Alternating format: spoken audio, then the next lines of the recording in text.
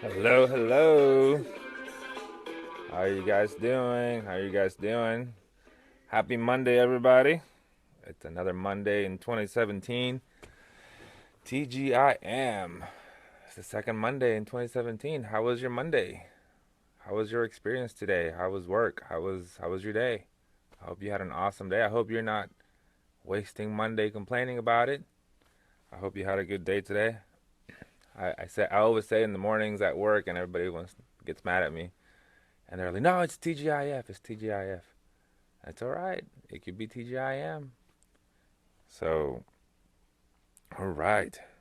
I hope everybody had a good weekend too. I had an awesome weekend. I got to speak at Dream Week, one of the events at Dream Week on Saturday with some friends of mine, some fellow speakers of mine, and it was awesome. It was amazing. The feedback was great. The experience was great just to be around other great speakers who had so much wisdom and so much experience to share with people. Being with other people there, like the audience, and just interacting with them, it was great. So if you get a chance, go to dreamweek.org here in San Antonio and check out any other events. Check out what's going on with them because it's awesome. It's an awesome thing that we do here in San Antonio. So today I kind of wanted to share a little bit about like one of the points that I made in my talk on Saturday. It kind of goes hand in hand with today's post. And hey, Robin, I see that you're there. If you're there, let me know that you're there. Say hello. Let me know where you're coming from. I hope you had a good Monday. Let us know. Let me know how Monday was. So let's see. This morning I put a post about when I don't think about it, I know it. There is a self, and I put S with a capital self with a capital S, and I inside that wants to come out and be expressed. It's just waiting for me to get out of the way. So again, when I don't think about it, I know it. That there is a self, an I inside that wants to come out and be expressed. It's just waiting for me to get out of the way. Hola, Gabriela. ¿Cómo estás? So that goes kind of hand in hand with what I was saying on Saturday about that there's two perspectives in life that we live by, or that we may live by. Hey, Carla. One of those perspectives is that we're human beings looking for a spiritual awakening through moments of spiritual connection.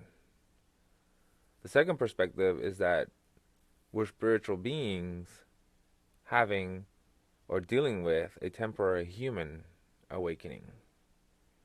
Now, neither one is wrong or right or better than the other. It's just that, and they're both true. It's just that one gives us one experience, and the other one gives us another one. One gives us what I feel for my experience from having to been strictly on one and not on the other, gives us a limited experience. It gives us a lot of conflict, a lot of struggle. One of them puts us in the victim consciousness again, where we're like everything happens to me and it's somebody else's fault. The other one says that I'm responsible for my life. My choices got me to where I am. And so one of them excludes the other one, and one of them includes, it transcends and includes the other one. So if I say that I'm a spiritual being dealing with a temporary or having a temporary human awakening, that includes my human part. You see what I mean? That includes the human aspect of me. And it takes it into consideration, and it's part of my experience, it's part of my journey. But if I just say that I'm only a human being looking for moments of spiritual connection or looking for a spiritual awakening, then it implies that I'm not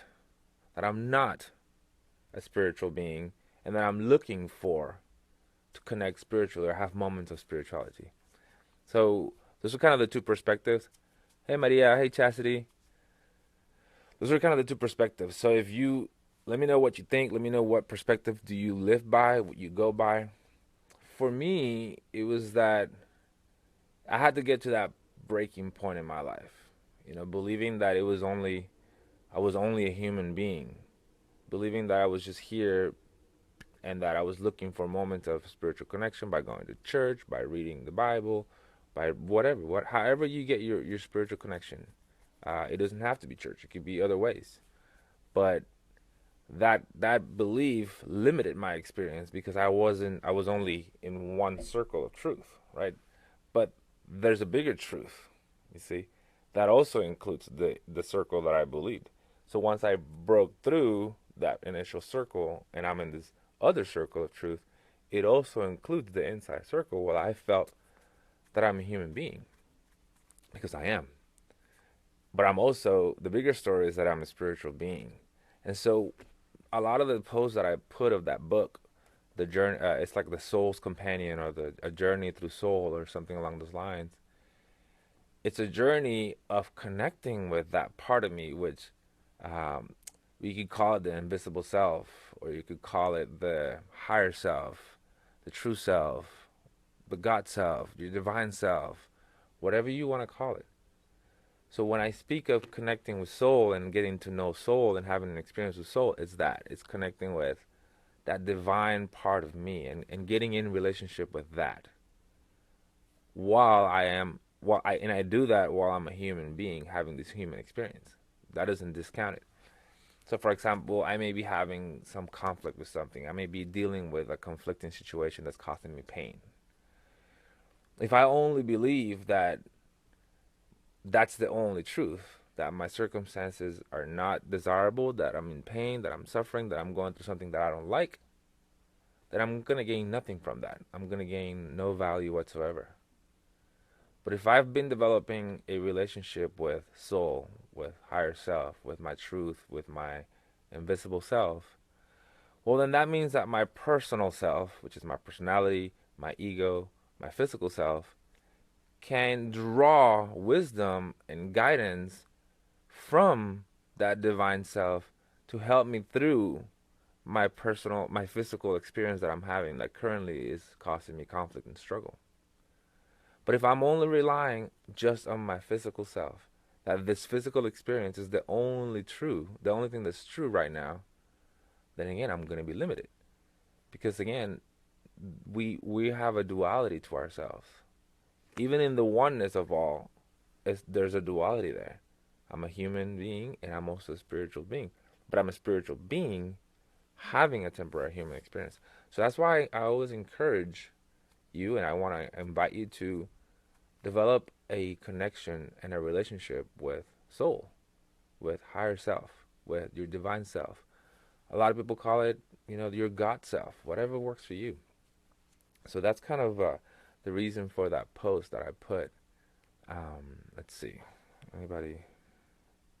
Let's see what are we doing here.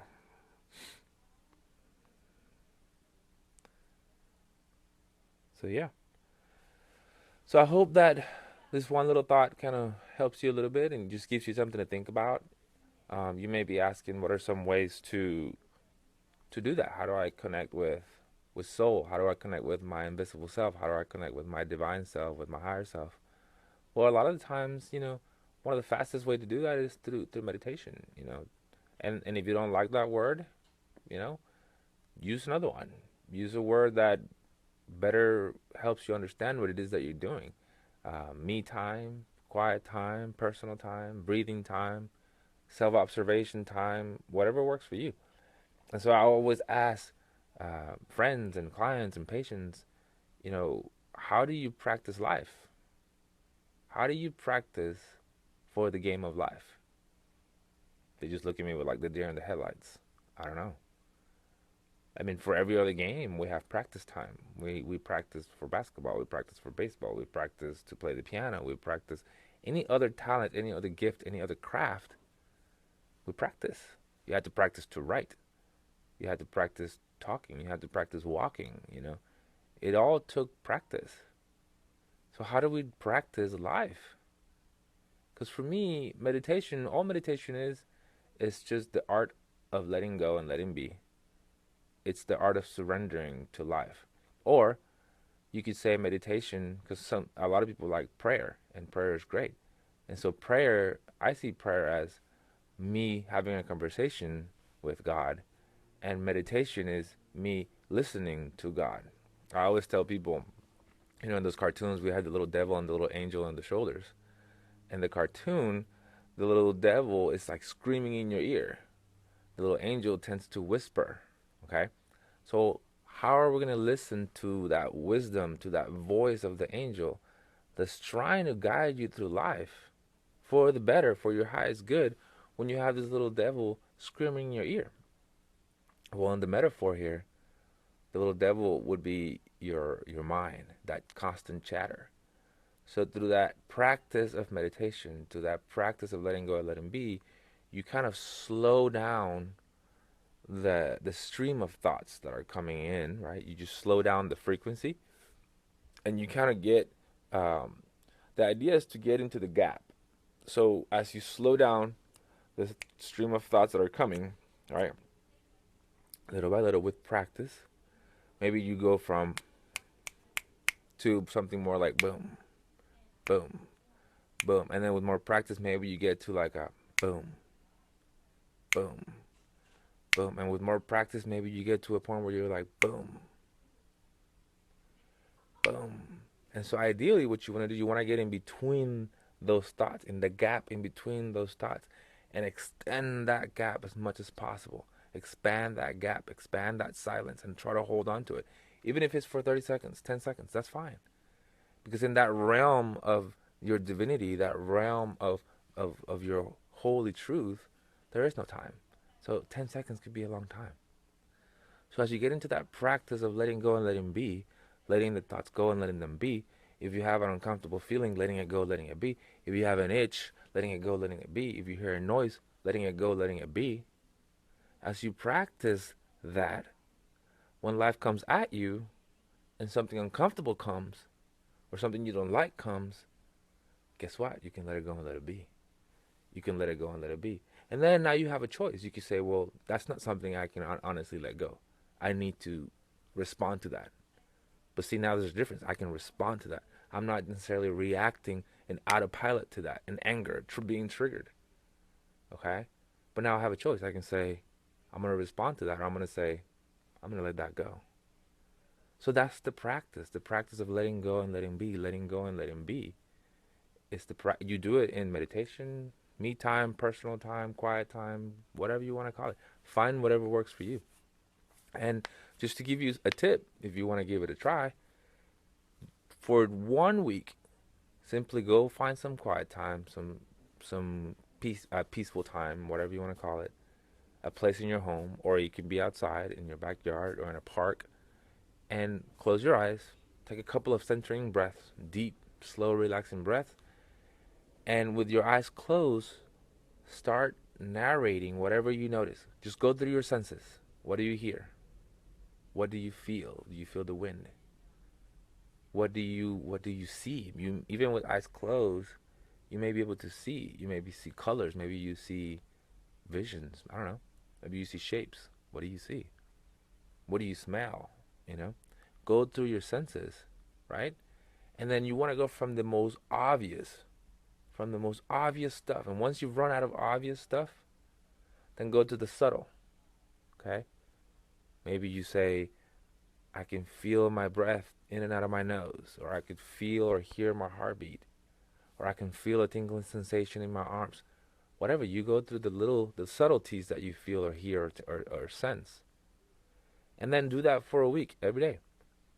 And then the following week, don't say anything. Do the same thing without needing to say it out loud, and see how that goes for you. That might be a good practice. And that's just the beginning. That's just a start. After that, if it feels like it works for you, then you can go further. But that's just a start. It's just a way to begin that relationship with soul, with your invisible self, your higher self, your true self. It's just a way to develop a relationship. Because again, you're not just a human being. Yes, you are. But there's more to you than that. That's not the only thing you are. And so if you, again, to go back to the beginning of the video, if you're only going to live your life from one track or one perspective, you're limiting yourself to all of who you are. And again, I'm drawing from that divine self, from that invisible self, from that higher self. I'm drawing from there. I'm drawing wisdom from there and guidance and intuition to help me deal with life, to better respond to life. That's really all I'm doing. Okay? And at the same time, my personal self begins to take a back seat, begins to take like a back seat. It's no longer what's leading. Okay, I believe it was Einstein that said, knowledge is very limiting. Imagination, it's more powerful. So the one that knows limits you. That's what I was saying in my talk on Saturday. You got to be willing to go beyond who you think you are, because there's more to you. So I hope you find that helpful. If you do, like it, share it, leave me a comment, ask me some questions. I'm gonna be here. I'm gonna try to do it every Monday. Every Monday I'm gonna try to do it. This Thursday, check us out. Me and Jody are gonna be doing our Thursday night video at 6:30 also. So tune in. And until next time, peace.